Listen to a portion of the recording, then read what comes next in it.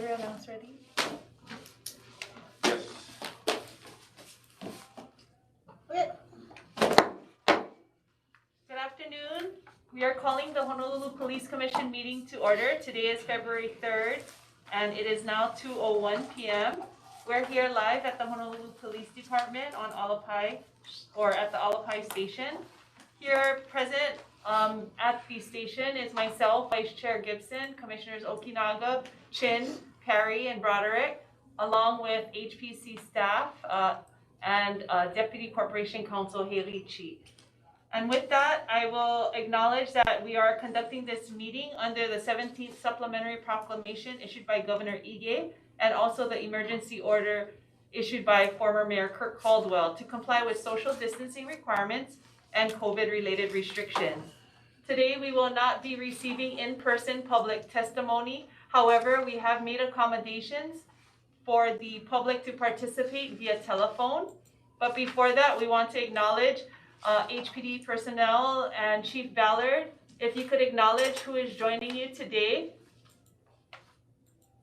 Deputy Chief McCarthy, Deputy Chief Takasaki Young, and Senior Legal Advisor Lynn Uema. Thank you, Chief. And if I didn't mention it already, this meeting is being streamed via YouTube on the platform of WebEx. And with that, we want to confirm quorum. Madam Chair, you do have quorum. Thank you very much.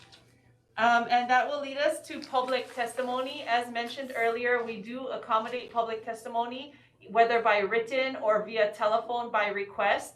And as of this afternoon, we have not received any requests for telephonic testimony. Is that correct, staff?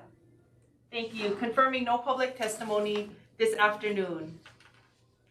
And with that, we'll move on the agenda to Chief of Police report. Good afternoon, Chief. Welcome back. Thank you. It's beautiful weather today, isn't it not? Orange. Yeah. Okay, the 197th recruit class graduated last week, and they graduated 39. We had the 199th recruit class start on January 19th. Our normal winter meeting for the Major City Chiefs Conference is going to be virtual again, and that'll be on February 9th and 10th. And update on the use of force directive. It is still with SHOPO. Unsure of when we'll get that back from them. Also, this past week or last week, I met with Steve Alm, the new prosecutor. Very positive meeting, actually with him and his deputy, Tom Brady. I think we'll have a good partnership and we'll be able to make some changes and move ahead. The legislative log for 2020 was also submitted to the legislature. And we also have started doing the second vaccination, COVID-19 vaccinations for the officers and frontline civilians who work for HPD. And one thing we've seen on the second shot is that the majority of people who got the shot did get some type of reaction, usually headache, fever, body aches, chills that lasted anywhere from 24 to 48 hours. I think I only know of 3 people, me being one, that didn't have any side effects from it. So if you are at your workplace or you're going to do it, you make sure that you don't have a whole group of people from the same department going, because you may end up with people, calling in sick for 1 to 2 days. So, but other than that, it seems to be the vaccination seems to be going well, and that's all I have. Oh, I forgot we're going to do Roddy, Assistant Chief Vanek is going to do a presentation on the use of force. Roddy, are you there? Hello, everyone. Can you folks hear me? Yes. Yes. Wonderful. Chair Olivato, when you're ready, let me know and I can start. Thank you. Yes, go ahead. Okay. Let me just share my screen. Hold on one second. And Chief, after the presentation, we will go into questions if that's okay with you. Oh, definitely, no problem. Okay.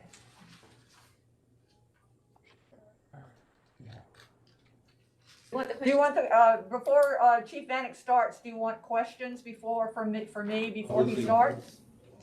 Perhaps, yeah, if commissioners want to ask questions at this time or wait till after Chief Vanek's presentation.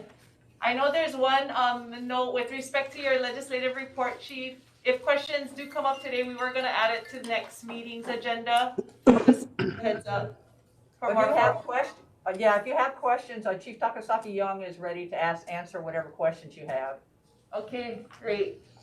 Any questions right now, or you guys, maybe we'll hold off and let Assistant Chief Vanek go ahead? Thank you, Chief Ballard. We'll let Assistant Chief Vanek go ahead with his presentation and Okay. come back. Thank you. Okay, sorry, Roddy. Okay, sorry, 1 second.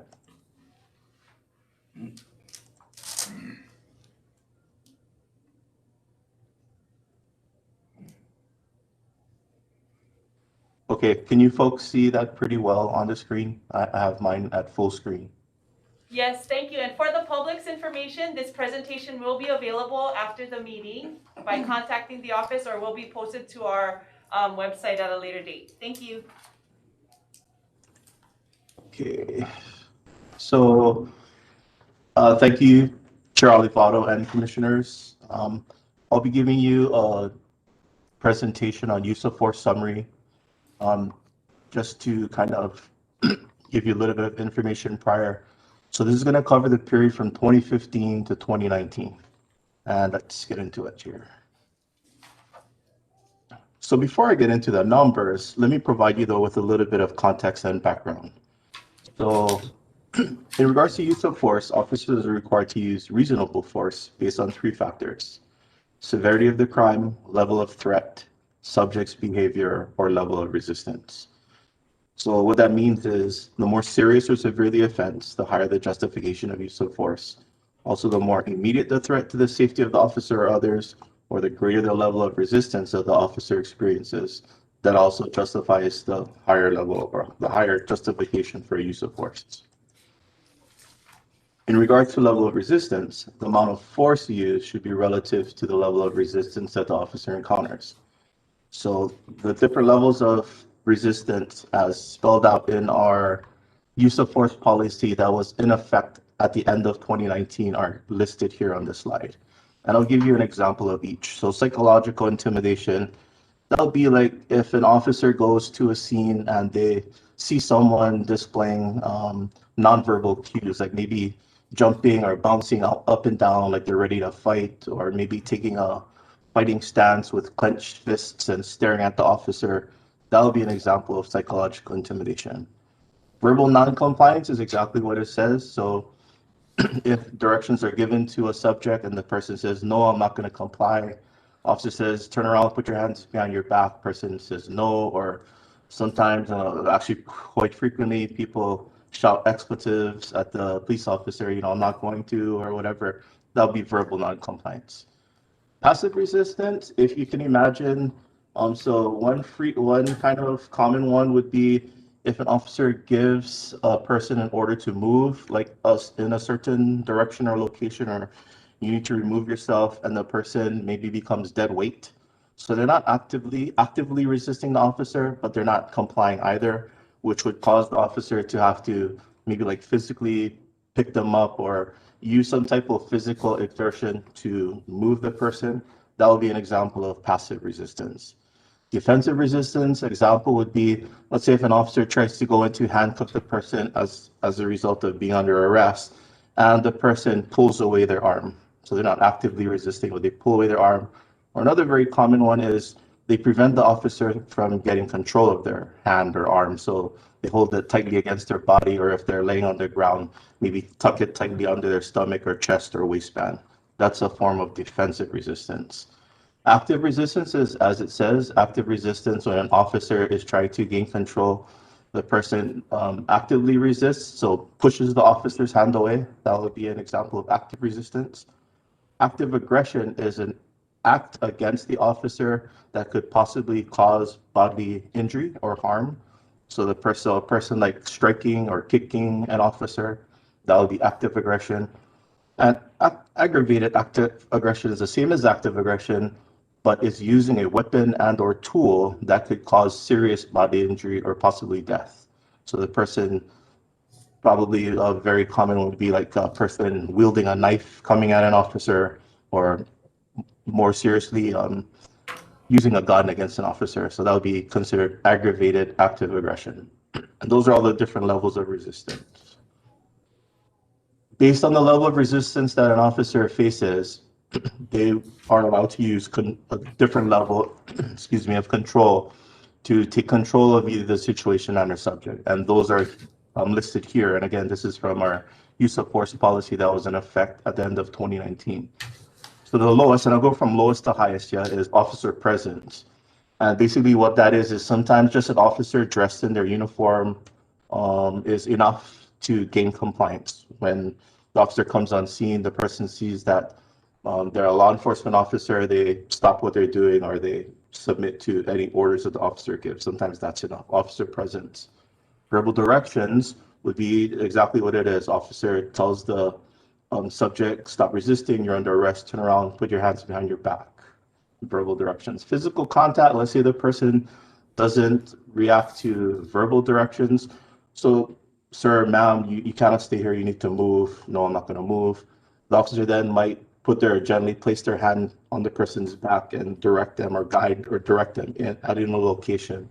That would be an example of physical contact. Chemical agents is exactly what it says. Most common one, all officers carry it on the road, is OC spray, or more commonly known as pepper spray. Physical confrontation raises it a little bit, so it's greater than physical contact. That would include, for example, joint locks, where an officer, let's say they want to place someone under arrest, the person is pulling their arm away, so they need to use a little bit more force to use a hold or lock to put the subject's hand behind their back so that they can arrest. It also would include strikes. That's physical confrontation. Intermediate devices, also at the same level, and at the time, vascular neck restraint, conducted electrical weapon, that's all kind of on the same level. Intermediate devices would include something like a baton. Conducted electrical weapon, or CEW, you'll hear me refer to it throughout the presentation. And the brand that we use here in Honolulu is a taser. You'll also commonly hear it referred to as a taser. Less lethal options, one of the most common ones that come to mind would be like a shotgun, but that doesn't shoot lethal rounds. It shoots a non-lethal round, not necessarily meant to penetrate, but meant to disable, like a beanbag round. And of course, deadly force, which would include like a firearm. So those are all the different levels of control that officers can use when faced with the previous slide of different levels of resistance. All of the data that I'm going to present here is captured, or a large majority of the data is captured on our use of force form. And the name of the form is use of force and conducted electrical weapon. It has an HPD form number, and it must be submitted for any use of force beyond routine handcuffing. So as an example, if an officer either discharges or even just displays a firearm, all the ones listed here: discharge, display, less lethal, use, or even display baton, use, display, or chemical agent, or even if there's just an injury or a complaintive injury. So maybe it is routine handcuffing, but when they go in, the person complains, saying, it's too tight, or, oh, I have a cut on my hand. Officers are still required, because it involves some type of injury, a deployment, or just a display, or even a light touch hold beyond regular routine handcuffing. Officers are required by policy to submit a use of force form, and we use the information in that form to compile data, which we then use to create a report at the end of each year, or at the beginning of the year for the previous year. In regards to information, again, in this presentation, we collect data from different sources. The main one is from our records management system. We call ours CRS, and that includes the use of force form. That's where it's housed in our records management system. Our professional standards office also keeps track of different types of use of force, specifically for firearms discharges, and for any types of injuries either to officers and or subjects that raise to a certain level. And of course, we also use our CADs or computer-aided dispatch system to track the calls for service, and I'll show you in a couple of slides why that's important. We compare the number of calls that we get to the amount of force that we use throughout the year. Data contained in this presentation, as I mentioned, is from 2015 to 2019. And also I'll go over, as I go through the presentation, our attempts to identify trends, if trends did exist, and possible reasons for those trends. So let's get into the numbers. I apologize in advance. You're going to see a lot of numbers and you're going to see a lot of graphs, but I'll do my best to try and explain what each of these means. So when taking a look over the years from 2015 to 2019, you'll see that the numbers, there's a little bit of an anomaly in 2016, but I'll explain what that is. You see the numbers generally increasing, and this is for calls for service resulting in a police report. So calls for service, say for example, 2-3 people call for the same incident. The officer gets there and they take action, that would result in a police report or a police report number being issued. So over the years in 2015, there's about a little over 562,000. That escalated to 2019 and a little over 568,000. In 2016, and this is a little deceiving because if you go back a couple of years, in 2016, we actually changed, in November of 2016, we changed from our old records management system to our new records management system. And we changed from, if you folks remember from my previous presentation, we changed from SRS reporting under UCR, so summary reporting, to NIBRS reporting. The way NIBRS counts reports is instead of counting, so let's say an officer goes to a scene and someone tells them, someone broke into my house, they threatened me and they stole my car. That would be like 3 different report numbers under the old system. Under the new system, that would be 1 report number with 2 sub numbers. So the way we counted it, that's why these numbers are a little bit, I wouldn't say deceiving, but it's difficult to kind of analyze just because there was that change in 2016. But when we did change in 2017, you can see that the numbers, they're a little bit more consistent, but they do show a general increase. And that's for number of police reports or incidents that officers go to. Also, when you compare that to the use of force incidents over the same period of time, 2015 to 2019, again, you'll see a general increase. From 2015, there were 2,045 incidents in which force was used out of 562,000 incidents. And in 2019, 2,354 out of 568,000 incidents. When you look at the district breakdown, by far reports, District 1 had the most number of reports. So you would expect also, and which it does show, that District 1 had the most use of force incidents. When you take a look at all of the police reports together over a 5-year period, that totals to almost 2.9 million police reports. And of those 2.9 million police reports, there are a little bit over 9,000 use of force incidents, or incidents in which police officers had to use force in order to control the situation. That's about less than 0.5% of all the incidents that police officers go to result in force needing to be used. And when you take a look at the breakdown, so the percentage from 2015 to 2019, again, even though there is a slight increase, the increase in percentage still remains fairly consistent, and it still remains below 0.5%. When you look at the district breakdown, Waikiki goes actually a little bit over 0.5%, and that's probably attributed to the type of calls for service that they receive. Whereas District 3, or Pro City Aiea, District 6 is Waikiki, they had the lowest percentage for use of force per calls for service in the same period, the 5-year period. We took a look at the day of the week. You know, if you look at 2019 kind of as an indicator, there isn't really one day, actually throughout all the 5 years, there isn't really one day that stands out particularly, but statistically, Saturdays did have over that 5-year period the most. Mondays, statistically, over the same period had the least, but that wasn't always true. I mean, you could see in 2019 that Mondays definitely wasn't the least, but in years like 2016, 2017, it was. So It's not terribly significant information, but it could help the department and also commanders kind of figure out maybe what day of the week we need a little bit more officers or that type of thing. So it is something that we do take a look at. Regarding time of day, so you can see there's a fluctuation over the years and throughout the years and throughout the days. But one consistent thing that you can see, and the period of time of day that you see probably the highest level of use of, or not the highest level, but the most use of force incidents occurring is between 10 p.m. to 2 a.m. And again, that could be for two reasons. One, the type of calls that officers are responding to, and also the volume of calls. That's typically some of the little bit busier times, what we call our third to first watch time, right around there. And conversely, the use of force incidents occur least frequently between 5 a.m. to 8 a.m. And that again, like the most frequent, is based on the types of calls for service that's being officers are being sent to, and also the volume of calls, much lower. And that's pretty consistent throughout the years, yeah, 2015 through 2019.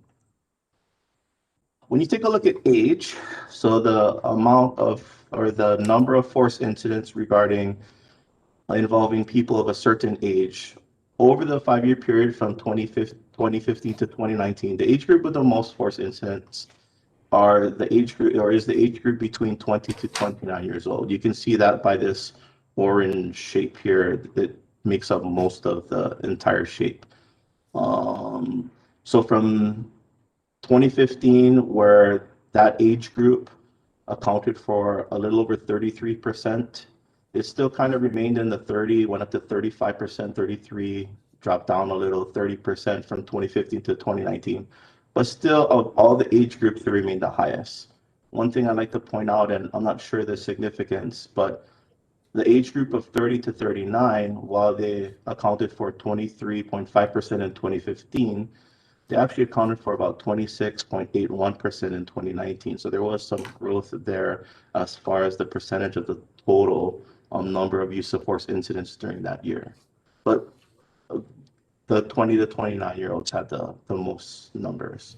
As you can see, so 414 in 2015 and up to 707 in 2019. Regards to gender, it's fairly easy to see that males have more incidents involving force.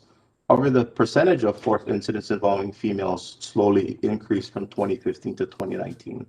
So as an example, in 2015, use of force incidents involving males accounted for a little over 80% of all the use of force incidents, and females only a little over 19%. But in 2019, those numbers changed a little. Males still more, 76%, but now there's more females. Still less, but more than in 2015. Regarding use of force and origins and races, so the top is the use of force pie, which represents 100% of all the use of force incidents, and the bottom is the total arrests, and that represents all of the arrests made during the same period. And I just wanted to explain here, so you only see 2017, 18, and 19. And the reason for that is, like I said, we switched in 2016, at the end of 2016, to a NIBRS-based reporting and statistical gathering system. So the races and ethnicities that you see here are based on information that the FBI requires to be gathered and reported. Prior to that, under our records management system, we did keep track of different races, but it wasn't laid out like this. So in putting together this presentation, it didn't translate across equally. So because of that, only 2017, 18, and 19, although we do have data, is represented here. But what I'd like to point out, though, is that if you look at the shapes of the pie and also the pie wedges and also the percentages, both across and when you compare the two, so in regards to use of force, you'll see that for all 3 years, the highest percentage involves NHPI, which stands for Native Hawaiian Pacific Islander, in all 3 years, and it remains fairly consistent: 32%, 33%, a little bit more, 34%. And you see the same for arrests. It that same group is represented here: 37%, 38%, 38%. So there isn't one segment or piece of the pie that is just way different in either across the years or between use of force and also arrests. And like, as I mentioned, the NHPI, or Native Hawaiian Pacific Islander group, is for both use of force and arrest the highest represented group. And just for your information, AIAN, that stands for American Indian Alaska Native. In regards to, so one of the information that we do capture and we ask officers to include in their use of force form is whether or not they suspect the person that they used force against to have been using drugs or alcohol. And what we found when analyzing the data is that in 2019, over 58% of force incidents involved subjects who were suspected of using drugs or alcohol. That's an increase from previously in 2015, where there are approximately 1,100 people. By 2019, or 1,100 incidents. In 2019, that rose to almost 1,400. So over the 5-year period from 2015 to 19, force incidents where subjects were suspected of drug use, as I mentioned, has increased. Not only that, but males typically, like the use of force that I showed with gender, were typically suspected more frequently of using drugs or alcohol than females were. Although if you look at that orange section, you can see it kind of gets a little bit bigger. So just like how females were more likely from 2015 to 2019 to have force used against them, also the drug and or alcohol use did increase. We saw an increase in females as a percentage over the years as well. So before I get into resistance and control, I just wanted to share this with you folks. This is an attachment to our HPD's use of force policy that was in effect at the end of 2019, as also currently posted on our internet site for the public to be able to see. On the left side is listed the various levels of resistance that I went over earlier in the presentation. And it's from lowest level of resistance to highest level of resistance. And below each of the types of resistance gives a brief description of what it is. In the middle is the officer's use of force options. And these options are based on, you can see they're in boxes, based on the type of resistance that the officer encounters. And it lists them. It might be hard to make out on your side, but the bold in each box basically indicates the new type of resistance that the officer can use at each different level. And it still obviously includes all of the ones below. Right next to that, it just gives an example of the different types of techniques and or tools that make up that box. So for example, in this box here for passive resistance, right next to it, the highest level is chemical agent. When you look over here, chemical agent is referred to as OC, pepper balls, and or sprays. So that's just kind of an idea of how to read this. I'd like to point out though that officers are not required to move step by step through all of the levels of control. Skipping levels is reasonable depending on the level of resistance encountered. And as an example, an officer is not expected to use an unarmed tactic or a chemical weapon or a chemical agent on a subject who is violent and armed with a weapon. And just so that I can illustrate it a little bit better, I'll just give you a pretty common scenario just to so you can play it out in your mind. So officer gets sent to a scene, let's say, where, and just for the purposes of this example, a male is being irate, yelling expletives, and possibly even threatening people as they go by, so officers are sent. When the officers get sent, the male starts bouncing up and down. That would be considered psychological intimidation. So based on that, officers respond, you know, sir, calm down. Can you please come here? We want to talk to you. That would be officer presence, verbal directions. Male says, no, you know what? I'm not going to listen to you. Come get me. That would be verbal non-compliance. Based on that, the officers can continue if they want, giving verbal directions, but they could escalate to physical contact. try and go up to the male, sir, we need you to get out of the middle of the roadway or whatever it is, and try and escort him into a safer place. Let's say when they do that, he pushes their hand away. That moves up to defensive resistance. He skipped passive resistance, went straight to defensive resistance. Now the officers, well, they can continue to use verbal directions, they can continue to use physical contact, but probably not because they want to get control of the situation. Sir, you know what, we need you to get out of the roadway. So they may use a grab, try and put the arm behind the guy's back or whatever. Let's say the guy, now he doesn't just push the arm away, he actually pushes the officer and starts to maybe punch or even kick the officer. Now, again, the officer could probably still use verbal direction, but that might not be reasonable or enough to be able to take control of the situation. So they may use something like the intermediate weapon, like a baton, or they could even maybe use, I'm not sure, but they would be able to use a less lethal ammunition.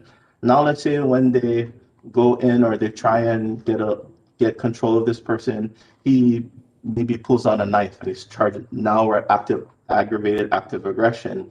So this example here, like when I said, as an example, officer is not expected to use an unarmed tactic. At this point, the male has a knife and he's coming at the officer.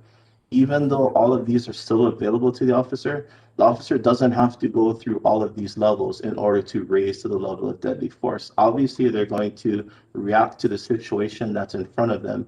They would be able to go based on the resistance level that they're encountering, they would be able to go to deadly force at that time. So that's just kind of an example and painting a picture of how officers would use this. Again, this is just meant as a guide to give officers kind of an idea, okay, if you see this, this is what you can or you should do, but by no means meant to be the only things that they can do. A lot of things, a lot of the reaction could be based on a lot of things. Maybe the officers know this guy from the past. Maybe they have prior knowledge. Maybe there's a bunch of officers instead of just one officer, so you'd handle it different. Maybe the person is a lot larger than the officer, or the officer is a lot larger than the person. So there's a lot of different things that come into play, and there is really just no one rule fits all situation. But this is used as a guide and can be used as a guide by officers. So getting into levels of resistance and right after that, levels of control. So keep in mind that the highest level of resistance encountered during an incident is represented here. So in the example that I just gave you, you could see that the subject or the male went through a whole bunch of different levels of resistance, but we don't count that. You know, he went through about like 4 levels of resistance or maybe 5. We don't count that as 5. We just count the highest, which would have been aggravated active aggression because he pulled a knife on the officer. So that would be counted as 1.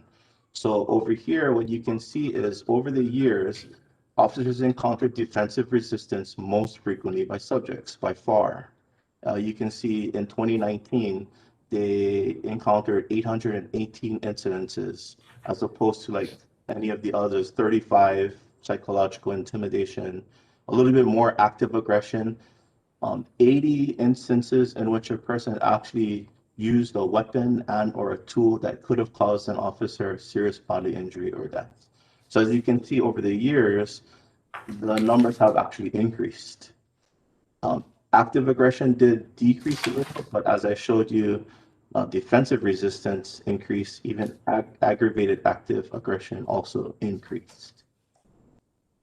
In regards to levels of control, so again, like levels of resistance, levels of control, only the highest level of force is used to gain control, which is used to gain control of a subject and a situation is represented.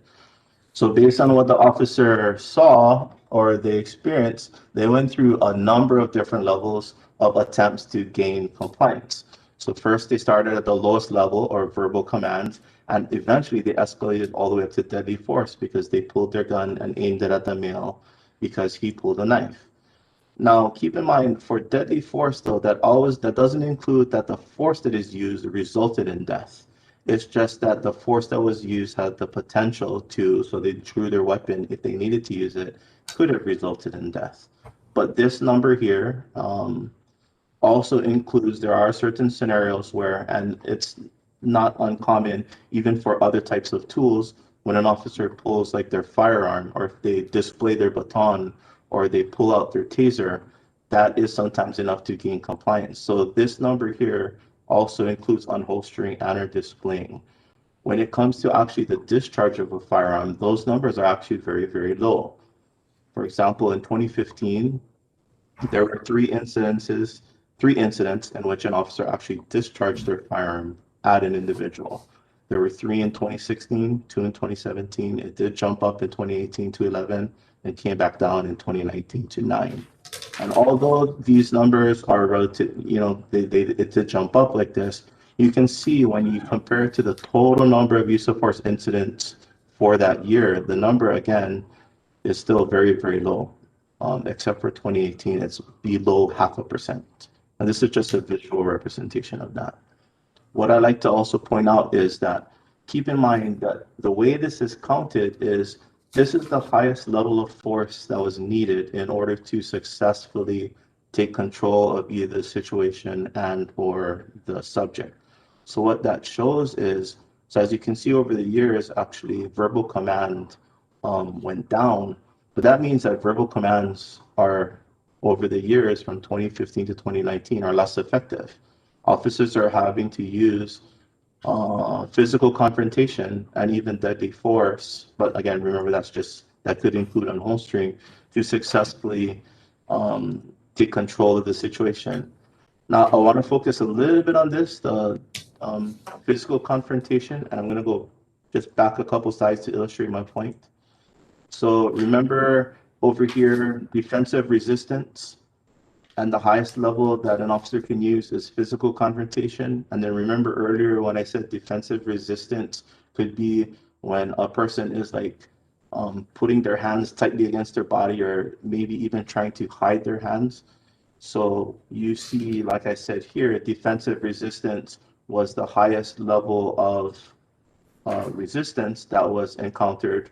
Subsequently, physical confrontation was the highest level of response to that resistance. But the reason why I bring this up is because between physical confrontation and deadly force, one common scenario, and I'll share this with you, is oftentimes when a person is trying to conceal their hands or hide their hands or not give up their hands, there's a reason for that. And one common thing, and it's not only here, but across the nation, is people try to hide their hands because they're possibly either hiding contraband or, more dangerously, trying to get access to maybe a concealed weapon. And officers know this. So therefore, the situation can turn deadly at a moment's notice, where you're at a relatively middle level of resistance, and defensive resistance could turn into deadly force in a second. So I just want you to kind of keep that in mind. Taking a look at the most, and I'm almost done here. So taking a look at the most common types of incidents over the years. So the 5 highest in the order, it would be simple assault, MH1, disorderly conduct, resisting arrest, and drugs and or narcotic offenses. So these incidents involve the most use of for the top 5 over the 5-year period. While simple assault had the largest number, so at 316, so started in 197 in 2015, going all the way up to 316 in 2019.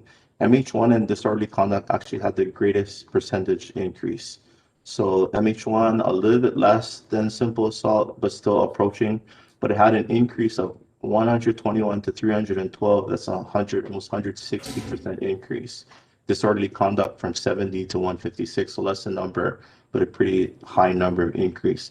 So what that shows us is that officers are using force and encountering individuals who fall into one of these categories more frequently from 2015 to 2019. In regards to use of tools, so not empty-handed techniques, so like a baton or a OC spray. And in this one, because of the level of the use of force, also vascular neck restraint. But again, I'd like to remind you that this was in effect at the end of 2019. When you take a look at non-empty-handed techniques, you see that, so the use of tools, basically, their use is, when you look at the total percentage, is relatively low.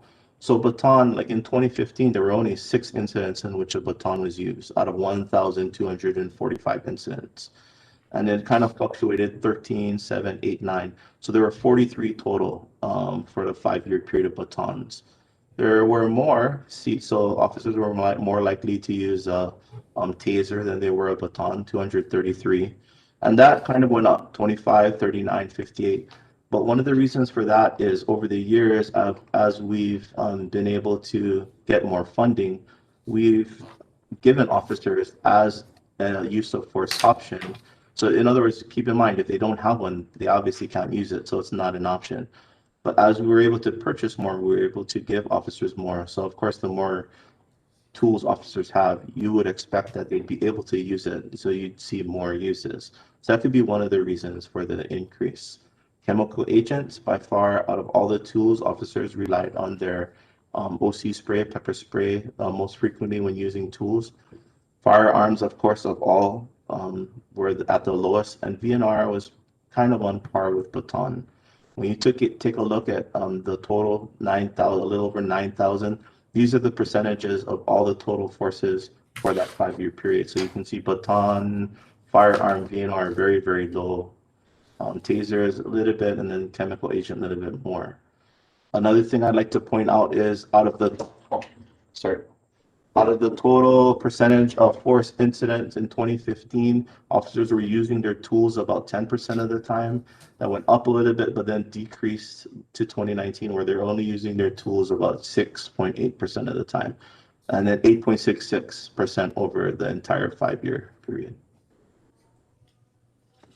One thing I'd like to point out, though, is that just because an officer, so the way we track it, we not only track whether they're actually using it, so like a baton, they're actually swinging it and striking somebody, but we also track on our use of force form when an officer is able to just merely display the tool, and that is effective. So as you can see, baton, even though it was used 6 times, they actually only used it 3 times, displayed it 3 times. So they actually really only needed to use it 50% of the time.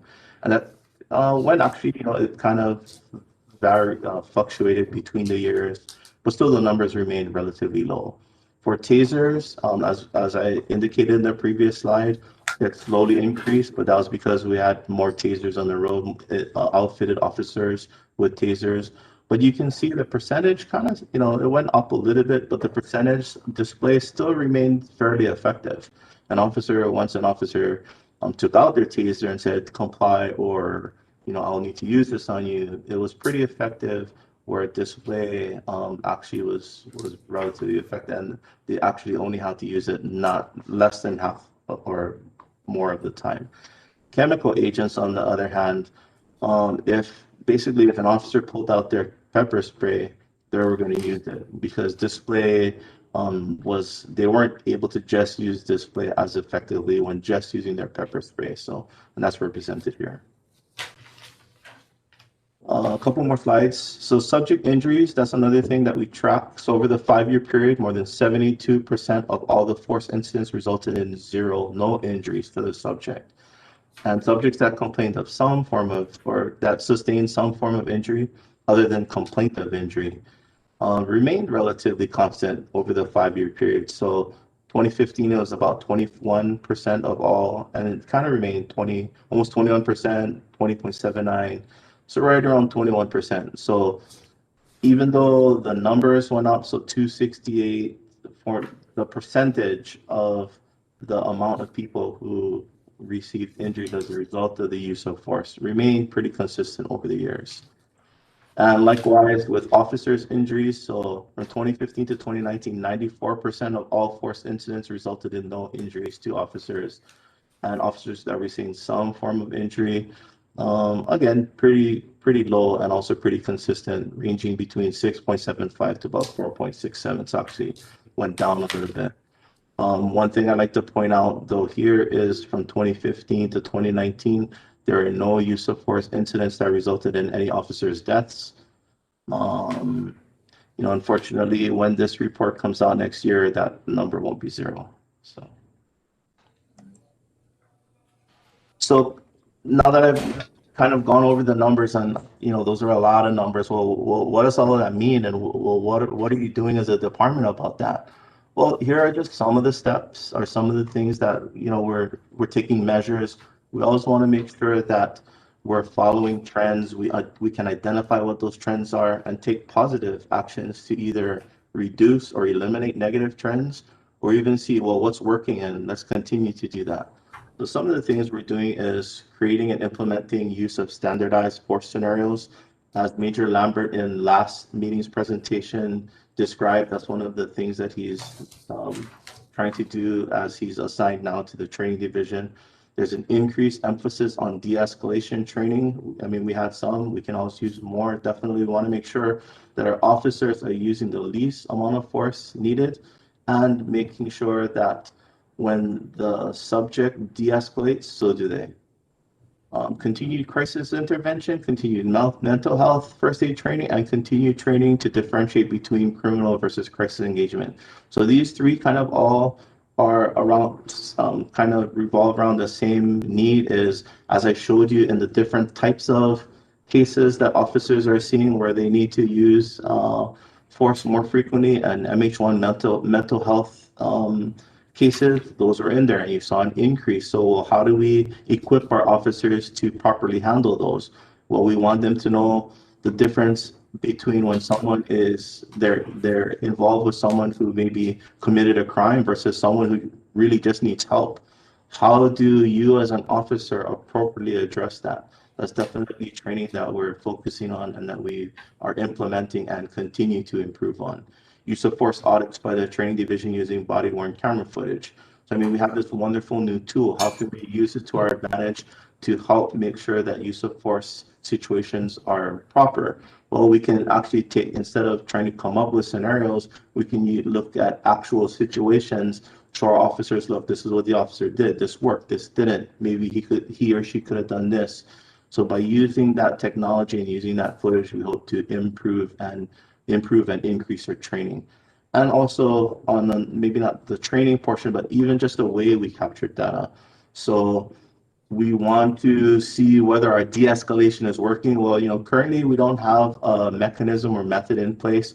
Remember, we only track the highest level of resistance, highest level of use of force.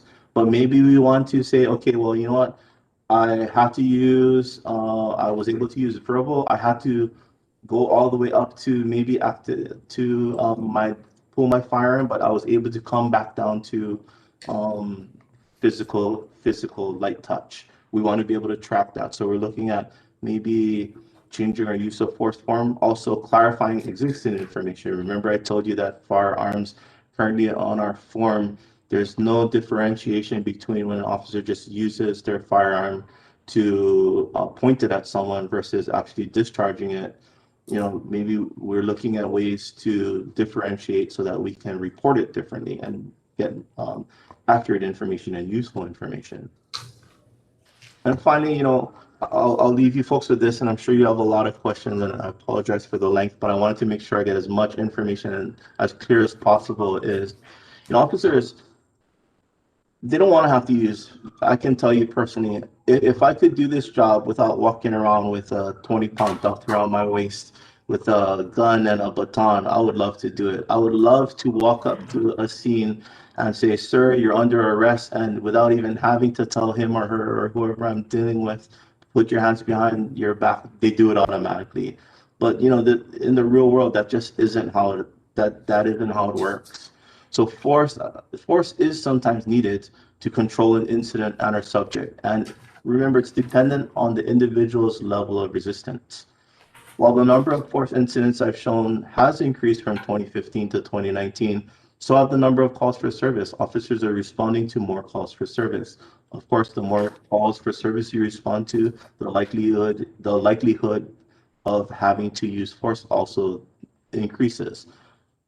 But however, out of all the use of force incidents over that 5-year period, use of force incidents remain very, very low. Less than 0.5% of all calls for service required an officer to use force. From 2015 to 2019, officers increasingly encountered individuals who resisted an officer's order to comply. And remember, force isn't always physical in nature. It isn't always an officer punching or, or doing something like that to someone. It could mean, and we do track it and we keep track of it, a technique like a light touch or an escort. Sometimes also even just a display of a police tool. So just because I pull out my taser, that may be enough to gain compliance. Most incidents over the years, that 5-year period, did not result in any type of injury to either the officer or the subject. And we are committed as a department to making sure that we look at the data, we identify trends, and we're committed to taking steps to make sure that we provide training for our officers and make sure that our officers have the tools needed and that they're doing what's proper so that we can provide the best service to the community. Any questions? Commissioners, any questions? Go ahead, Commissioner Okinaga, and I'll make my way this way. Oh, really? Yes. Okay, so I think one of the thoughts that I had first is, well, thank you for that presentation. Holy camole. Not just the graphics and the data, but the explanations and the color and the context. I really, really appreciate it. And it provides a lot of information for us as we review the public complaints. Even when we're reviewing body-worn cameras, footage, it really helps. So I really appreciate it.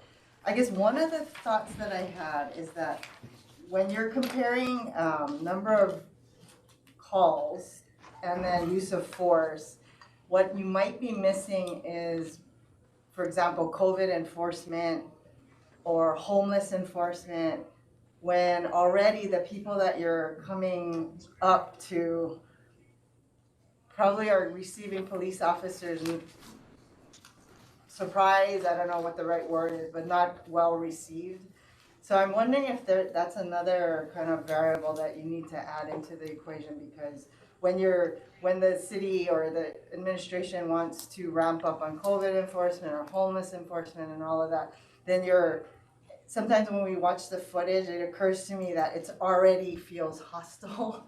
And I don't know what level you call it, but psychological intimidation, I guess some people who are being enforced upon for not wearing masks, they Sure. view any officer coming up to them as psychological intimidation or something like that. So it's just a thought more than anything, but also Sure. perhaps a training thing, because it is context when you're being called to the scene because there's already a complaint versus you're waiting in a car and waiting to enforce or something like that. There's just I'm not articulating it well, but it feels like there's a qualitative difference when a police officer approaches the situation in those contexts versus reporting it to an incident. Sure, definitely, Commissioner. Thank you for that comment. That is definitely something that we can look at to see if maybe our way of capturing data we can improve so that we can use that data. It can be more useful to us. So thank you. I appreciate that. Thank you. And then, and especially when you're looking at the levels of resistance and control, that chart thing. Sure, yes. And you're already in a stance of, you've already started this up the ladder. Yes. You started without ever intending to do anything other than issue a citation. Yes, that's correct. Okay, and then the other thought I had, sorry, long comment, was what happened in 2018 on the firearm discharge? Sorry for my ignorance, but the 11. So in 2018 there was every year it's 3, 3, 2, 11 in 2018, and what was that? Was that a glitch or one incident or one series of?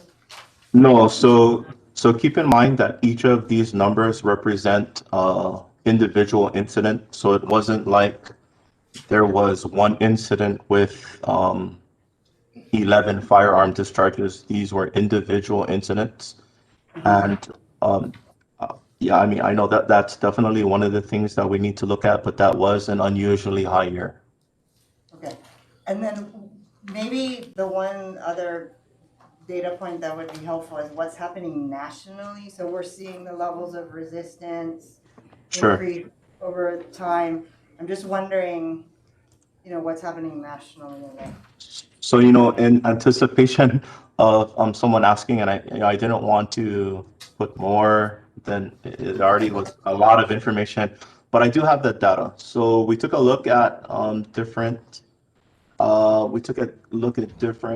agencies across the nation, and basically what we did was we looked at 5 agencies that had around the same, little bit less maybe population served and about the same number of officers, and we took a look at 6 that had a little bit more population served, and again around the same number of officers. And I'll just kind of throw some out there. So San Francisco Police Department. So just to put things in context, Honolulu Police Department, we have a population served of about 980,000. We have 2,000 sworn officers. In 2019, we had about 2,300 use of force incidents. For San Francisco, they have about 825,000 population served. They have about 2,200 officers, a little bit more than us. They actually have about 2,000 use of force incidents. So relatively kind of around there. For one a little bit higher than us, I'll give you an example. Let me see. Okay, oh, actually, San Francisco. So in 2019, so I said they had around 2,000. That was actually a decrease from the previous year. In 2018, they had over 2,700. I think in the same period, we had about 2,000. So I mean, it fluctuated from years to year. Dallas Police Department, as examples, that's one that's a little bit higher than us. They have a population of about 1.2 million, so about 200,000, a little bit more than 200,000 more than us. They have way more officers, about 3,400 officers. They also had about 1,900 use of force incidents in 2019, when we had about 2,300. 2018, they had 1,700, where we had about 2,000. So, it shows that there's a fluctuation in some departments that are similar to us. There's actually a decrease, but in others, there's an increase. So we're not very unique in the fact that we're not kind of off par. We don't have like 5,000 use of force incidents, and we aren't increasing like by 30 or 40% or decreasing the same amount. We're kind of on par when you take a look at us in relation to other police departments that are kind of similar to us across the nation. We're kind of on par. I mean, I know that's a very detailed explanation, but hopefully that answered your question. That helps, and I know we're going around, just one minute comment. So in your Sure. measures to address trends, there's use of force audits by the training division utilizing body worn camera footage. Yes. I would respectfully recommend that in the complaints where we've sustained and then administration doesn't, or PSO doesn't sustain, if you can please take a look at if there's footage Sure. available, because there's something that lay people saw that PSO didn't, that I think might be Okay. instructive to our, thank you. Thank you. Commissioner Chen? Oh, thank you. We are going around. Sorry. We are going around the table. Okay, thank you very much for the presentation and for explaining all this to us. So I think these are my reactions. Sure. I think one thing that's pretty clear from all the protests and all the activities and trends that happened in the last year regarding police departments around the country, I think a lot of it comes from the fact that if there was any sort of incident that got reported, it was because there was a camera that was recording what was going on. So there was a level of transparency that didn't exist previously, and so now people are able to see with their own eyes and judge for themselves whether they thought there was something good or bad going on. So, Yes. So I think that as an individual commissioner, I don't think I can emphasize enough how important the body-worn camera policy is for the department, and how disturbing it actually is when police officers don't follow the body-worn camera footage policy. Because I think what happens is then when it's just a blank and it's not put in, if the only solution that comes from that is, well, we're just going to talk to the officer and tell them next time turn on your camera because you're supposed to do that according to the policy.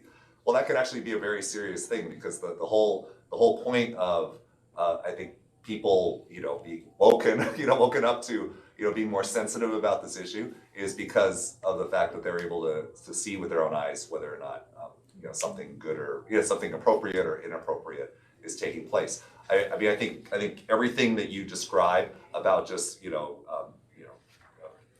trying to de-escalate a situation or only taking proportional force in response to whatever is you're receiving.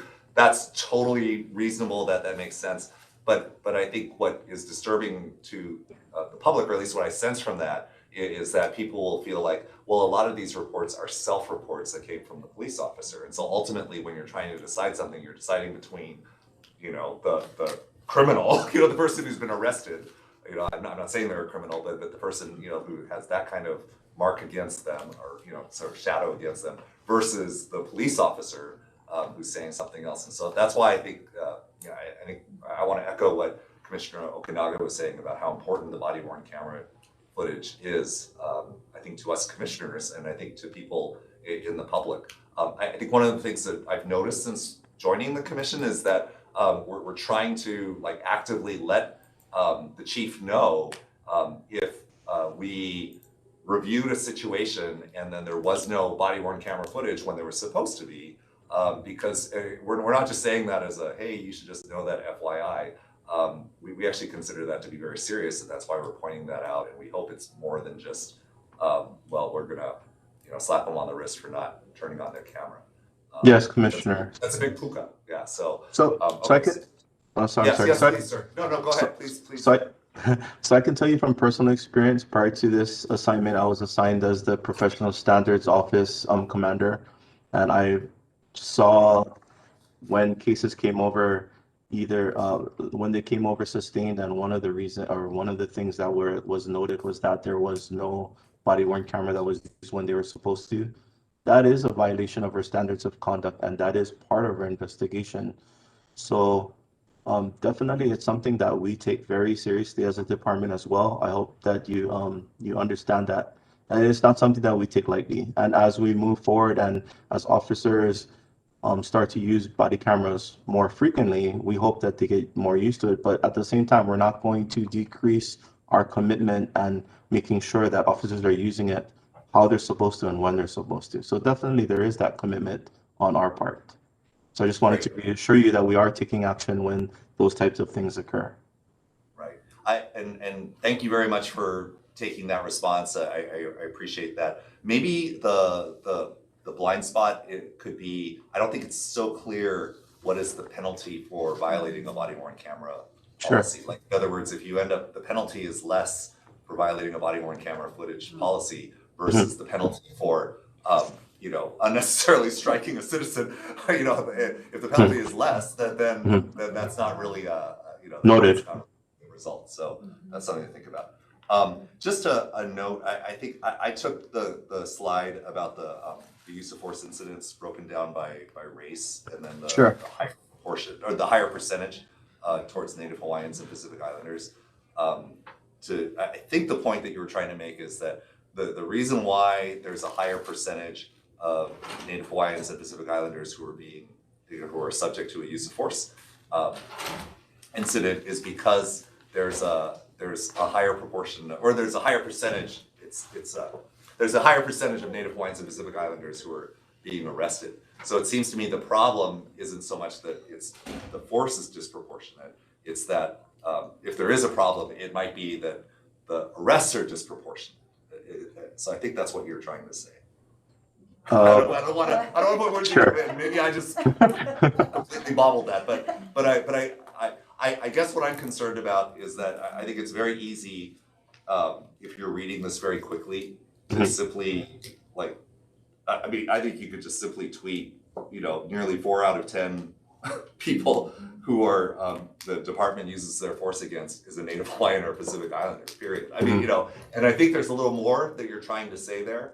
But I think it's I think you might want to think about what you're trying to say, and what the department is taking from that, particularly because the measures that you're saying that the department is taking in response to these very impressive stats collected doesn't say anything about what are you doing to address the fact that that there's so many Native Hawaiian Pacific Islanders who are having a use of force used against them or being arrested, and I think that would just be something that it'd be very easy for people who are critical or skeptical of the department to really honestly jump all over, and be very very upset about. So, so something to think about.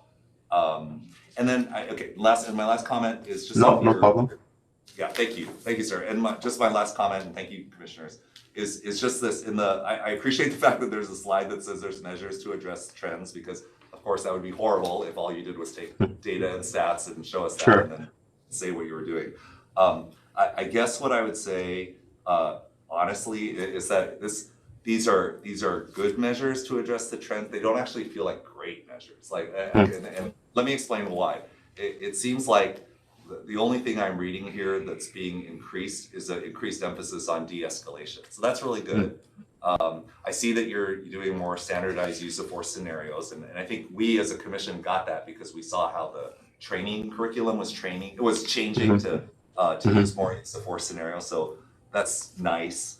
But then what you have is continued crisis intervention training, continued mental health first aid training, and then continued training to differentiate criminal versus crisis engagement. So when I read continued, I read that to mean the department is simply going to do exactly what they've been doing previously, with no changes. We're going to do the same, quote, awesome job that we've been doing already. And I don't think that is going to be perceived by the public as good enough. Particularly based with all this data that the department is taking in. So I would urge the department to look at that, to really be, because especially like when I'm looking at mental health first aid training. Well, that's a big issue right now. Is that people who are mentally, people are saying the police department shouldn't even be handling MH1 calls or that issue. And I know the department feels differently about that, but I think part of what would help the public would be if they got the sense that the department who is being called to handle these MH1 calls are being trained to handle them better, not just continuing to do the same training that they were doing 5 or 6 years ago, but that they're learning from this data and responding and training in that. So there you go. Thank you, Chair, for letting me talk so much. But I really appreciated just the fact that you presented this, and I think it gave us a chance to be able to reflect back with you and give you and the chief and the leadership our feedback. Yes, thank you, Commissioner. Thank you. Thank you, Chief. Great job on the report, and they asked most of my questions, so I have one. If we could go to slide 7, number of reports and force incidents by district.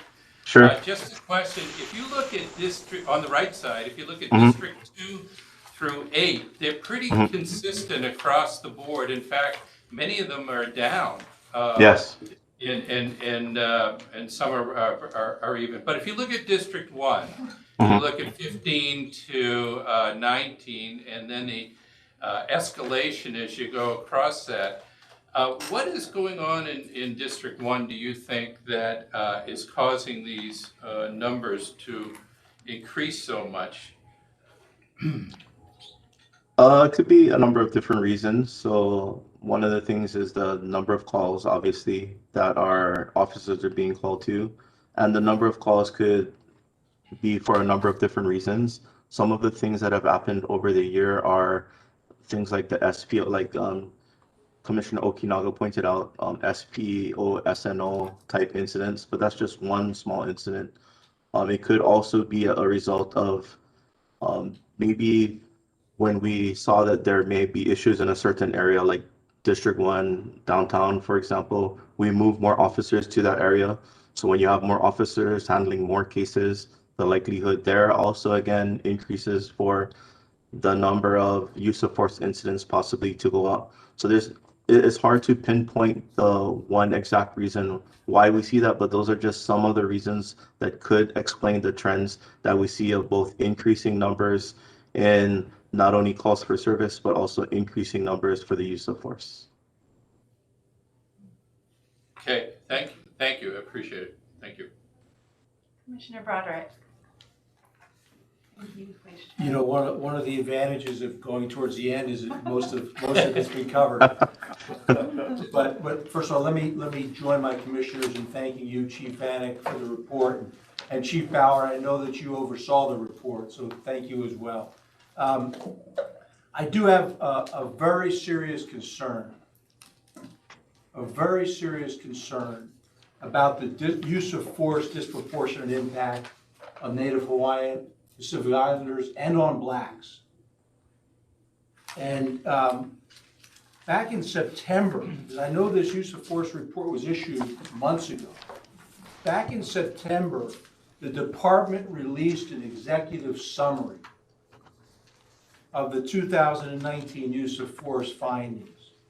And on page 16 of that executive summary, there were substantive recommendations on how to address the disproportionate impact on Native Hawaiian, Pacific Islanders, and blacks. Let me read just two of them. One, ensure that the source material data contains specific fields that can capture and provide a breakdown of the number of incidents by the race, age, and gender of the officers involved in relation to the subject on whom force is used. Two, integration of officer race information into the IA Pro from a human resources database. I didn't see, as Commissioner Chin said, I didn't see anything in your measures to address trends that address that very concerning disproportionate impact. But I did see it on page 16 of the executive summary, and I'm assuming that what I see on page 16 of the executive summary will in fact be implemented. Is that the case? Yes, Commissioner. So Right. one thing I'd like to, oh, sorry, go ahead, Chief. The reason that it hasn't been inputted is the IA Pro, we have one chance to make changes to it without a cost. And so we've been waiting for our new RMS system, CAD's RMS system, to come online, which is supposed to come online, I believe, the middle of this year or later this year. And at that time, all that information will be put into IA Pro. And so that's the reason that you're not seeing in the 2019 report. So if things go the way that we expect them to go, then all that information will be inputted once our new CAD's RMS goes online. Great, because I don't think I can stress enough how significant that disproportionate impact is. And I know that there are many, many people in the community who are extremely concerned about it. So I'm encouraged to hear that you recognize it as an issue and that you recognize that there need to be substantive recommendations that are implemented. Thank you. Thank you, Commissioner. Commissioner Perry. Just a couple of quick questions. Has there been any changes to policing practices that have caused an increase in use of force over the last 3 to 5 years? The nationwide, Commissioner? No, within Hawaii, within Honolulu. Has there been any changes to explain the use of force increase? Yeah, the way you're doing, the way they're going about the job, the way the officers are approaching a situation. So a couple of the things, and it's more in regards to the way we're capturing the data too, is, so I'm not trying to use this as an excuse, and I hate to keep on going back to it, but in November again of 2016, we switched from our old RMS to our new RMS. Under the old RMS system, that use of force form that officers were required to fill out was actually an attachment. It was an add-on. So officers, when they did use force, they would have to make sure that they added that into the report. When we changed from our old to our new, it became integrated into our RMS, our CRS system. So now instead of it being an afterthought, well, oh, I used force, okay, well, now I got to submit a use of force form. When they click that box, they're required, they can't actually submit their report unless they fill out the use of force form. So one of the things that we've seen and we think may have contributed to also the increase in numbers is that now we're actually doing a much better job of making sure that we're collecting accurate data. That's why if you look at the numbers, on slide number 7. So you see that between 2015 and 2016, when we were using our old RMS, there's kind of a huge difference, 1245, 1460 number of incidents. And although it went up in 2017 from 1460 to 1967, you see that there's a little bit more general kind of, there's not that huge increase from one year to the next. I mean, there is some in 2019, but it's a little bit more consistent. And I'd like to think that part of the reason why is because we're doing a better job at actually tracking more accurately the numbers of use of force incidents that are actually occurring out there. So that's just one possible explanation. As far as, our training, I'm sorry, but I can't speak as to our training, if we've changed our training at all. But I do know that we still do very intensely and actively train our officers to make sure that the use of force that they're utilizing is at an appropriate level. Okay. And then I was interested by your comment around the Dallas Police Department and the fact they have a similar or slightly larger population, a Yes. considerably larger number of police officers, and yet a lower use of force. And I was wondering, is there a direct correlation there between the number of officers and the lower use of force, in your view? I'm not sure what the reasoning is for that. Roddy? Yes, Chief.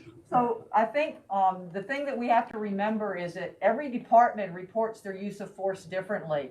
So for example, ours is going to be higher because going from the major city chiefs, I know that the majority of them do not report like light touches and that type of thing as a use of force. For us, that is a reported use of force type. So it's hard to compare the departments because everybody has a different way of reporting it. And I think we have the most strictest reporting of use of force of any of the major city police departments. Chief, do you see a correlation between number of officers and the use of force? Yeah, sorry, go ahead, Chief, sorry. To say it's difficult to say because of the type of reporting. So if they reported the same way as us, then I'm sure that their use of force incidences would be probably a lot higher than what they currently are. So I'm not, once again, I think it's a hard correlation to make because of the way the reporting of how they report force is not consistent. Okay, thank you. Thank you. I had a question. Thank you very Yes. much, Chief Vanek, for the presentation. Similar to my fellow commissioners, my focus was on the MH1 slide deck and the Native Hawaiian comparison. And I just was wondering, I know, Chief, you mentioned that there was potentially a partnership with the School of Social Work a couple years back with respect to responding to MH1s. Is there any progress on that, or is that something that the department may look into in the future? Just because the response has been, the increase is pretty significant. Yeah, I mean, we try and open dialogue, but we really aren't getting much response because honestly, I think a lot of the people, especially in social work, aren't going to feel comfortable responding to cases like they do in Seattle. And of course, now with COVID, it would be very difficult to have anybody in the car with the officer for an extended period of time too. So we have kind of run into a roadblock with that. And of course, the other issue is money. Because especially like if we go to UH, the interns are going to need to get paid, if they're riding along. So there's a lot of things. If we were able to get more grant money, which we haven't, and of course now with the budget the way it is, even in the federal government, we see the grants starting to get less and less. I mean, it's something we still want to do, but we're just having a difficult time getting it started. Thank you, Chief. I just appreciate that the department is open to thinking somewhat outside the box and differently, because that's some of the feedback we're getting from the public, that number one, HPD is not trained, but they're willing to take on this huge responsibility. But then again, no one is available to provide the services. So we just appreciate, just the department being open. And the other point that was already rose was about the impact to the Native Hawaiian and Pacific Islander community. And I don't want to forget about the Micronesian community because again, we've been hearing a lot from them as well. And I just want to point out that the correlation between this and the COVID arrests specific to these races is something that we should note. And I know it doesn't have a direct correlation, but I just want to point out that that community has been disproportionately impacted. And if the department has a way of looking at that more closely and even outreaching to the community, because I think without that conversation and just the feedback from their own community, they won't be able to address these things. So I don't know, is there some type of solution? And I reach out to the public because some of them have been coming forward suggesting, you know, training or other sorts of partnerships, but we can't, I mean, I don't think the department can do this alone, so just wondering any feedback on that. I mean, we've reached out to the Micronesian community numerous times through our Community Affairs Division, and once again, we don't really get a whole lot of response back. So I mean, we're always open and willing. I mean, it was the same problem, I think, that, you know, like the city had when it came to, and still is having, when it comes to the vaccines, because of the, you know, I think the language barriers and the different, what do you call it? Dialects. Not dialect, but anyway, how, I don't know, I can't think of the word anyway. That, you know, I think that there is that, that gap, where there's just a lack of understanding, of that, as well as their lack of understanding and of how our laws work and, you know, what they need to do, because I think they're, you know, because of cultural issues. I mean, once again, you know, we're always open to anything that could be, you know, that we can do. But we can only ask, and if, you know, people come forward and they want to do something, then we go, okay, and then sometimes, you know, it just stops at that point. So we're trying, and if there's somebody, if there's some type of training that they want to do, but once again, it's not something that we can just bring somebody on board. We have to take a look at the training, you know, to make sure it's appropriate, you know, the delivery is appropriate. And also too, remember that anytime we do training, we're pulling people off of the road, you know, for the training too. So it's a whole scheduling issue. So it's not just as simple as someone showing up at our door and say, hey, I want to train all the patrol officers. So, you know, there are logistics involved as well. Thank you for that discussion. Any further questions for Chief Vanek or Chief Ballard on this issue? Hearing none, thank you very, very much for the presentation. Thank you. Thank Nice you. job. Unrelated question. Okay. Thanks, And Roddy. thanks, Chief. Right now, if we can open it up to questions on your initial report, Chief, if that's okay, if you have nothing else to add before that. No, that's good.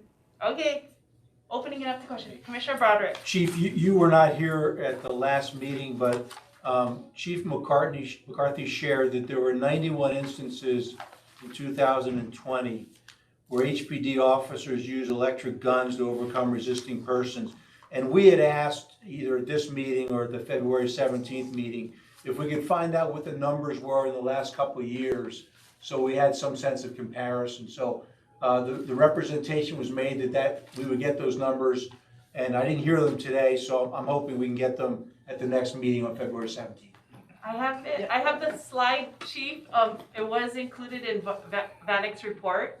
If you look at, I don't know, there's no page numbers, but use of tools, VNR, and under baton CEW, it has across the board 2015, 25. What page are you on? There's no page numbers. It's like the third one or fourth page from the last page, and it's dual-sided, so I can't point to the. If we could get page numbers at the next one. What is it entitled? Use of tools, VNR. Okay, get use of tools. And on the bottom, on the bottom, use of tools, and it has the 15 through 19, because I was looking at that as well. In 19, it shows 58 uses of CEW. Okay. And Chief Vanek, you can confirm whether that's the number that Commissioner Broderick is referencing or requesting. In Yes. comparison to, okay, the 2020 Yeah. report legislature of 91 instances, So, right? okay, so that's very helpful. So is there an explanation on why it went from 58 to 91? Because So that, the other ones are pretty similar, 53, 58. What accounts for the significant increase? yeah, so one of the things we did over, and it kind of has also to do with the number of teasers that were made available to officers. So one of the things we did from 2019 to 2020 also is we changed not only the amount of teasers, but the type of teasers. So one of the things, although we were purchasing more teasers because of their age and the contract that we had with the vendor, a lot were going down. They were becoming inoperable. When we switched to the newer, more updated teasers, obviously they were more reliable, they worked. Now again, we increased the amount of teasers that not only we had on the road, but that were operable. So that's definitely one of the reasons. One of the things that we can get for you, Commissioner, also is, and we don't have that now because we haven't tabulated it, is, and it's also displayed in my presentation, is keep in mind, just because there's 91 uses, that doesn't necessarily mean that each of them was a deployment. Some of those could have just been display. And from 2015 to 2019, as I showed in my presentation, actually less than, so 24%, 40%, 36, so around 30% of the time, that's the amount of time that it's actually used. So 70%, 60% of the time, it's actually officers, once they just bring it out, that's enough to gain compliance from a subject. So it sounds like the greater use is because they were more available and they were more effective. That's correct, because the tasers that we had out on the road, some of them were like 4, maybe even 5 years old. We have their taser came out with new technology. We went from the, I don't know what the model was, but I think it's now the Taser 7, much more reliable, brand new, obviously, so we don't have to worry about them breaking down. But that's definitely one of the reasons. Great, thank you. You're welcome, Chief. You're welcome. Any other questions for Chief Ballard on her report? Can we ask about the overtime? Oh, yeah, go ahead. Yeah, Chief, I was wondering what the status of the COVID overtime review is. And when you were not here, we had some discussion about it in executive session. And I was wondering if there will be a public report that comes out of your review of the overtime issue. I mean, we'll have a public report, but it's still under investigation. We still have, the 4 officers who've had their police powers removed. And then we also have not completed the other policy violations yet either. So we really can't comment on anything until the investigation is completed. But there will be a public report. Yeah, we'll get you something. Thank you. Thank you. Any further questions? Chief, as mentioned, we'll put the ledge report on the next agenda, so public has vital opportunity to comment as well. And more details, if Deputy Chief Takasaki Young can be at the next meeting, that'll be helpful. Don't worry, we'll make sure he's here. Okay. With that, if nothing further, we'll move on the agenda with approval of the minutes for the open session of January 6, 2021. Commissioner Okinawa. So moved for approval, please. Is there a second? Second. Any discussion? Seeing none, all those in favor by roll call. Chair votes aye, Vice Chair. Aye. Commissioner Okinaga. Aye. Commissioner Chin. Aye. Commissioner Perry. Aye. And Commissioner Bravitt. Aye. Thank you, motion carries. Moving on to report on actions taken at the executive session of December 16, 2020. During the executive session of December 16, 2020, Commissioners approved the December 2nd, 2020 executive session minutes and took action on 3 complaints involving 3 officers. HPC number 20-076 involved 1 complainant and 1 officer. The complaint of conduct unbecoming an officer was not sustained. HPC number 20-0383 involved 1 complainant and 1 officer. The complaint of discourtesy, profanity was not sustained. The complaints of threatening and unnecessary use of force were sustained. HPC number 20-085 involved one complainant and one officer. The complaint of discourtesy, insulting remarks was sustained. The complaint of conduct unbecoming an officer was not sustained. The commission also accepted the recommendation of the executive officer and closed HPC numbers 20-091 and 20-092 without further investigation pursuant to Honolulu Police Commission Rule 9-1B. I'd like to make a motion to accept this report. Thank you, Vice Chair. Is there a second? Second. Thank you. Any discussion? Seeing none, all those in favor by roll call, Chair votes aye. Vice Chair? Aye. Commissioner Okinaga? Aye. Commissioner Chin? Aye. Commissioner Perry? Aye. And Commissioner Broderick? Aye. Thank you, motion carries. Moving on, consideration of request for legal counsel regarding Officer Sterling Naki, civil number 18-1-1374-09. Commissioner Broderick, thank you. Yeah, and I'll try to move through this one a little quicker than I've moved through the ones in the past. So, We appreciate it. Officer Sterling Naki submitted a request for legal counsel with respect to his federal complaint. And on February 7th, this commission denied his request. The facts in that case are the exact same facts as in this case. The recommendation is that the request for legal counsel be denied. Let me review just very quickly the facts. Naki was off duty when he was with a fellow officer, Kimura, who was also off duty. Officer Kimura removed his revolver and accidentally shot plaintiff in the abdomen, severely injuring her. The test is whether the acts were done in the performance of the officer's duty.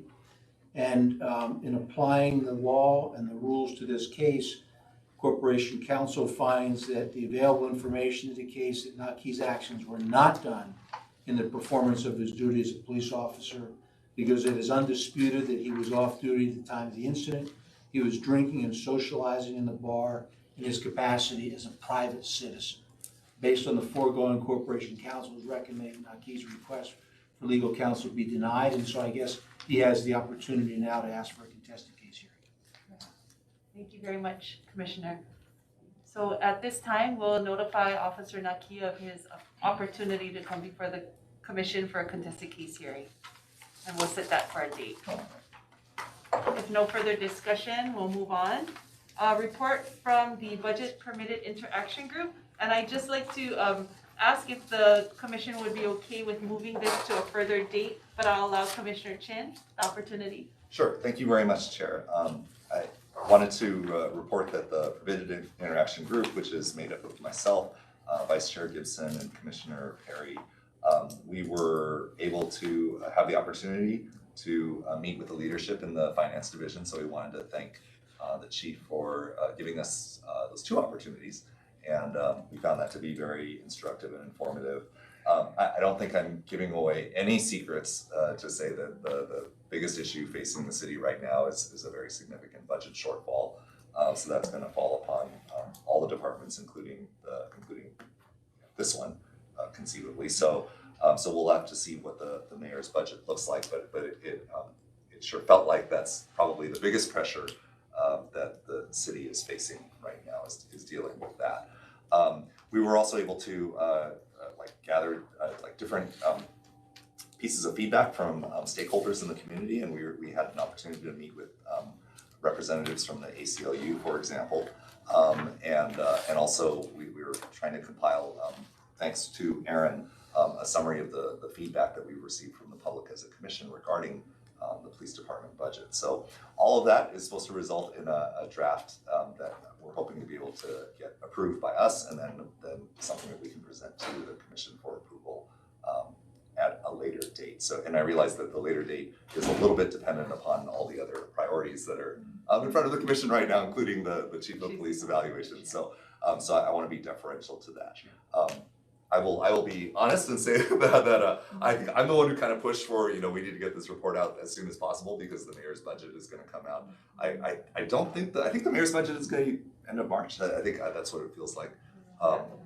When is it? I think around that time, like mid-March Yeah, or maybe even mid-March, a little earlier, that's yeah. what it feels like. That's usually when it comes out.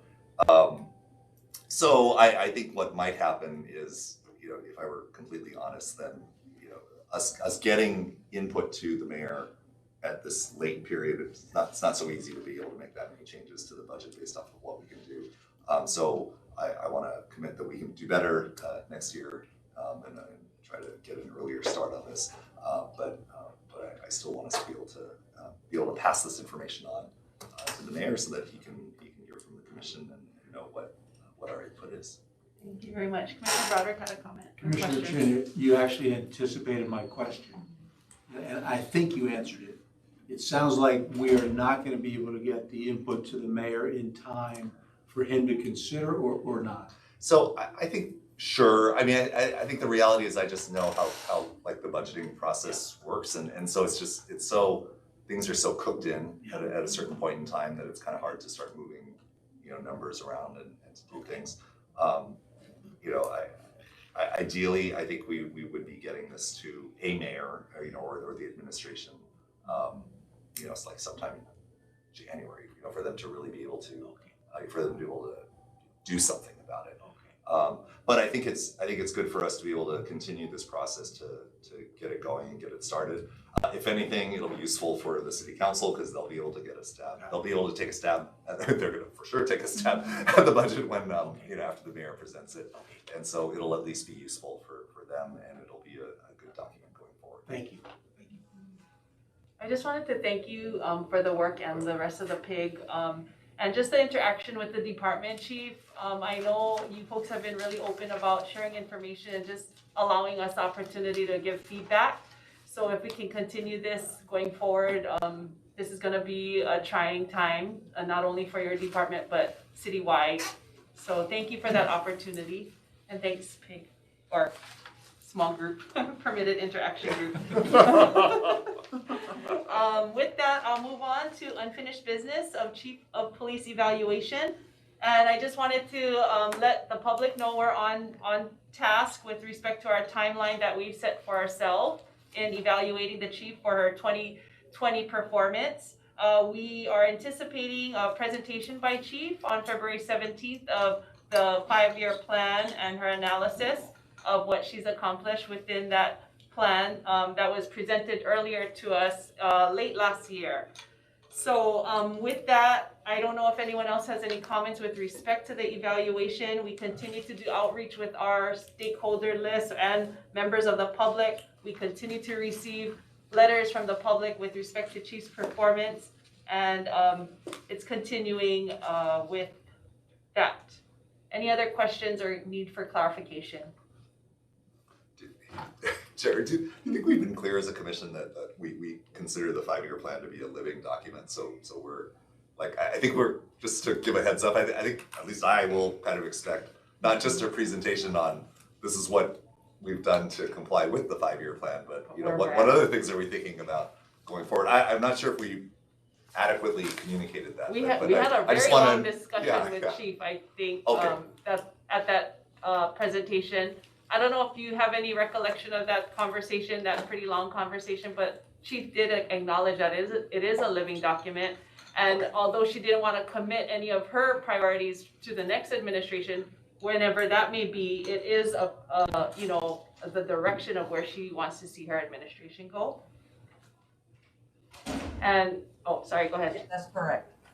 Great. Okay. Terrific, thank you. And all of that we have copies of, and I'm not sure if it's gonna change when she presents at the next meeting, so we'll wait and see. With respect to the next thing on the agenda, Executive Officers Report. Thank you, Jim.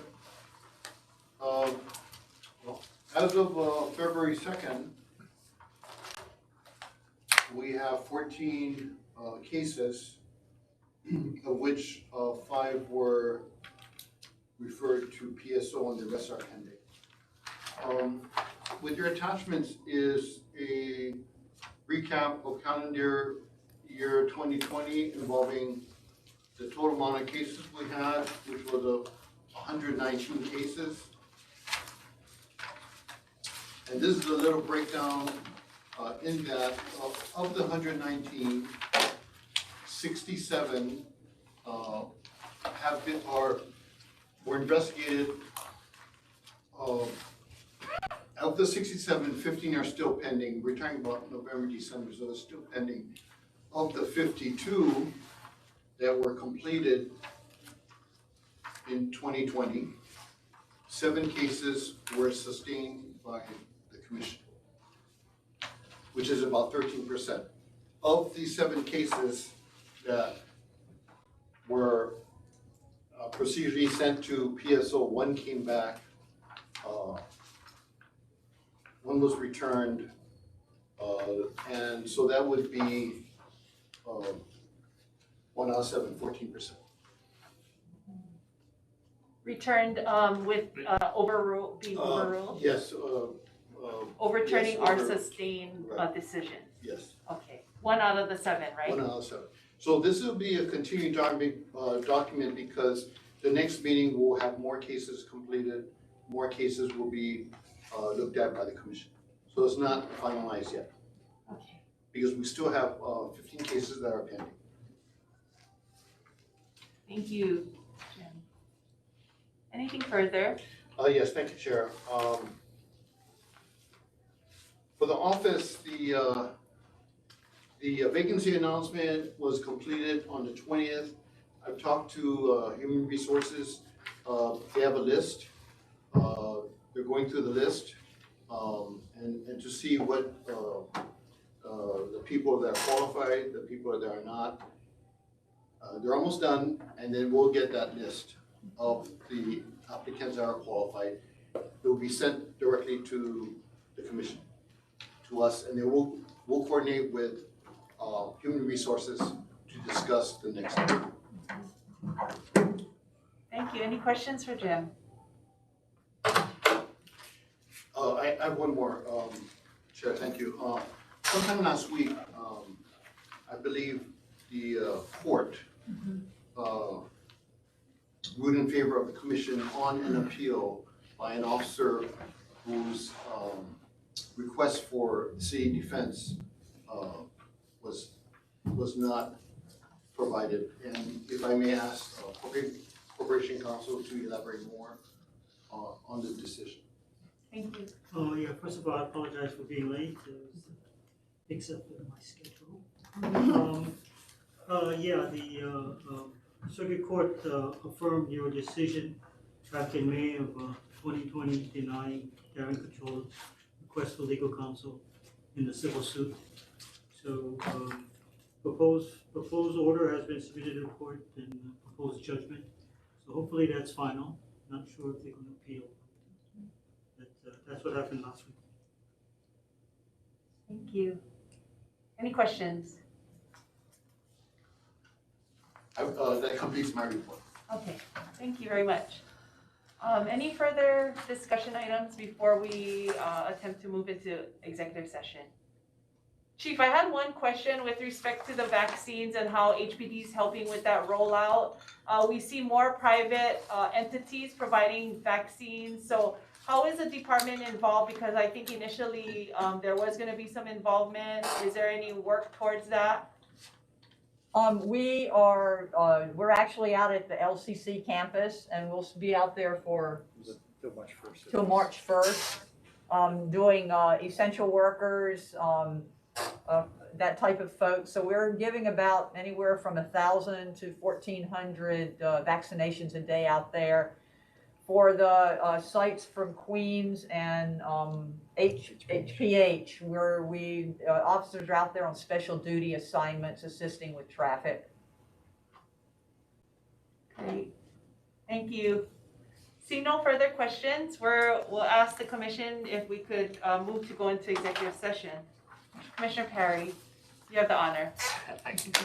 The following agenda items will be reviewed in executive session pursuant to HRS 92-5A, subsections 2, 4, 5, 6, and 8, to consider the hire, evaluation, dismissal, or discipline of an officer or employee, or of charges brought against an officer or employee, where consideration of matters affecting privacy will be involved.